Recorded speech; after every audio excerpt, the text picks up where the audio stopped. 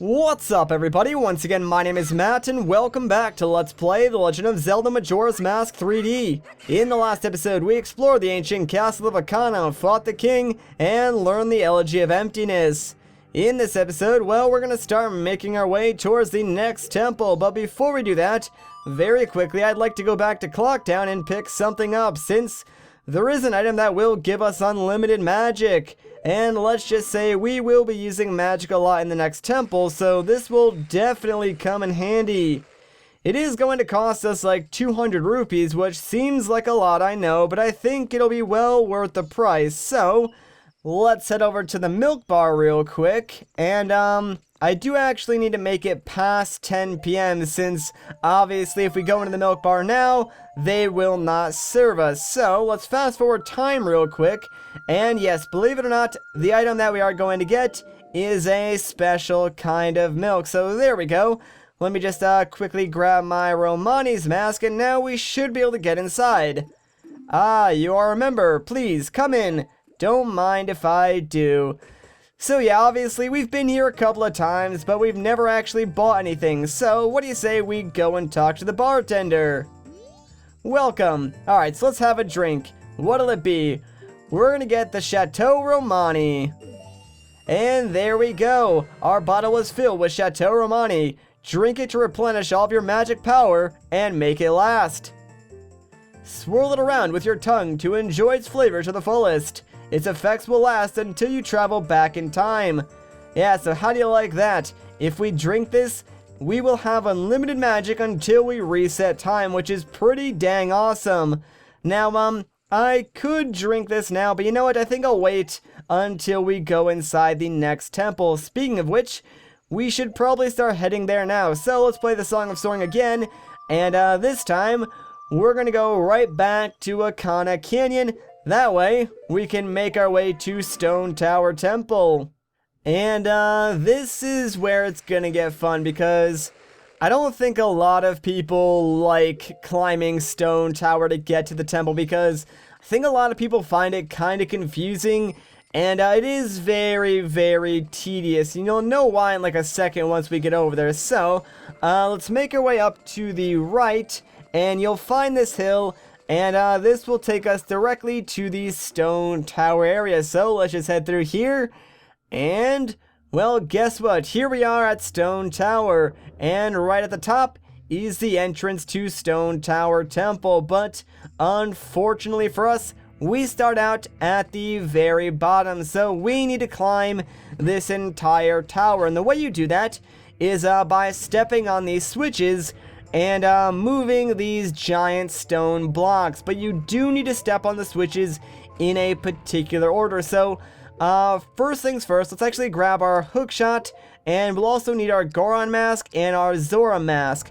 We're going to ignore this first switch and instead hook onto this thing, because like I was saying, you do need to hit these switches in a particular order, and this is the first one that we need to press. Now, while we're standing on top of this, what you want to do is pull out your ocarina and play the Elegy of Emptiness that we learned in the last episode, since if we walk off this switch, it'll actually, like, unpress, and the block will move back to where it was. So we need to summon our soldier without a heart to stand here and keep this switch pressed down while we go and press the other switches. So now that that is done, let's head back down here to the first switch and transform into a Zora. That way we can push this down, and that's going to move the second block into place. And of course, we need to keep it there, so let's play the Elegy of Emptiness again, this time in our Zora form. That way we can leave behind the statue of Macau, because yeah, we can't leave like multiple of the same statues. So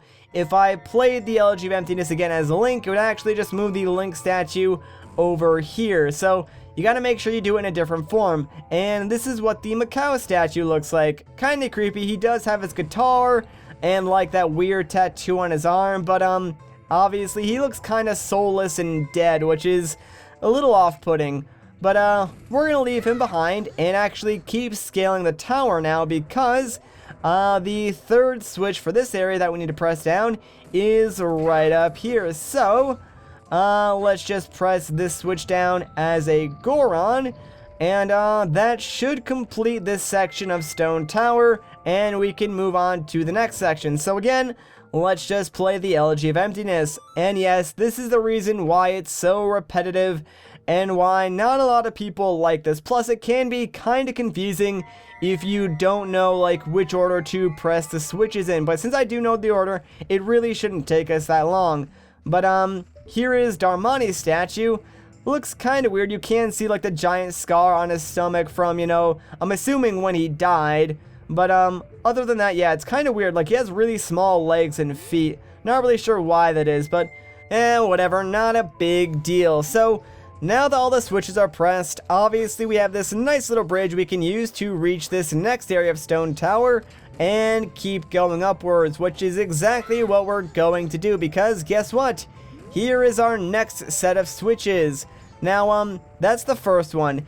And if you remember the pattern we just did, which was pretty much middle, first, last, it's the same pattern for the second set of switches. So the middle one is right up here, but it's kind of guarded by a BMO. So real quick, let me actually grab my bombs. That way we can get rid of this guy, because his laser will be able to hit us while we're trying to activate that switch. So it's much easier just to get rid of him and then step on this switch, which is going to move the first block right into place. So now, guess what? We're going to play the Elegy of Emptiness again and summon our good buddy Ben. Now, like I said, guys, you better get used to this tune, because you'll be hearing it a lot, especially over the next couple of episodes. But now that that is done, let's jump back down to this switch. That way we can press it down.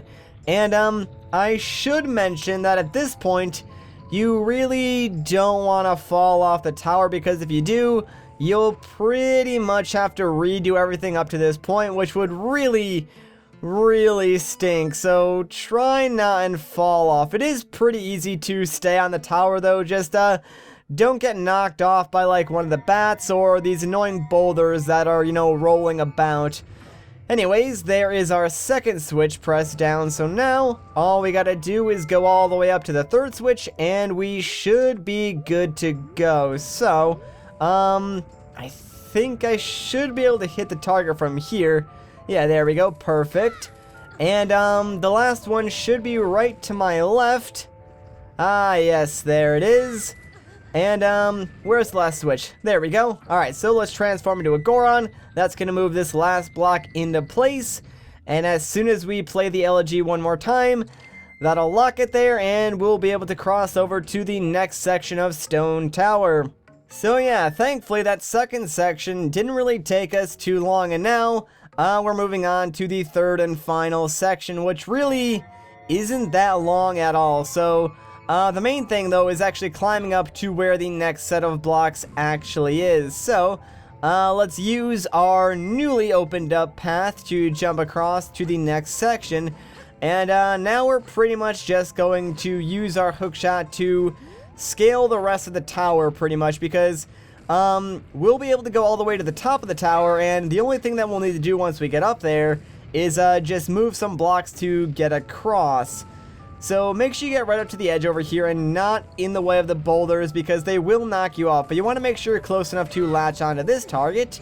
And now all we got to do is, oh my god, okay, thank goodness I somehow got like flung over here, because if that bat had knocked me off, I would have been really upset. But yeah, just latch onto this target now, and well, we're pretty much at the top of Stone Tower. Like right over there is actually the entrance to the temple, and right behind us is an owl statue, so we can activate this, and now we can just warp up here anytime we want to.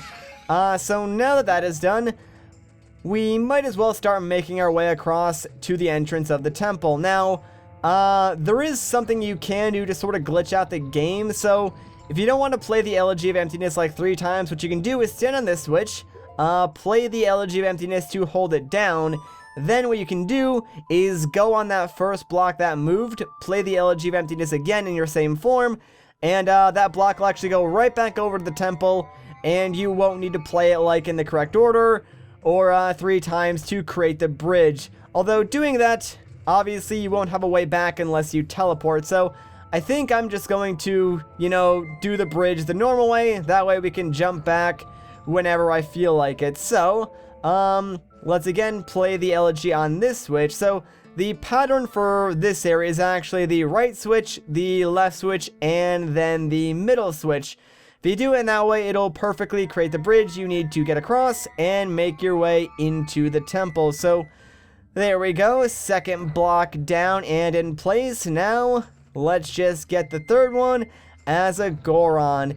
Now, I should mention that, yes, you can actually play the Elegy of Emptiness in your Deku form, but your Deku form is too light to actually press down any of the switches. So, after we're done here, I guess I can switch into my Deku Mask and show that off just so you guys can see what the statue looks like.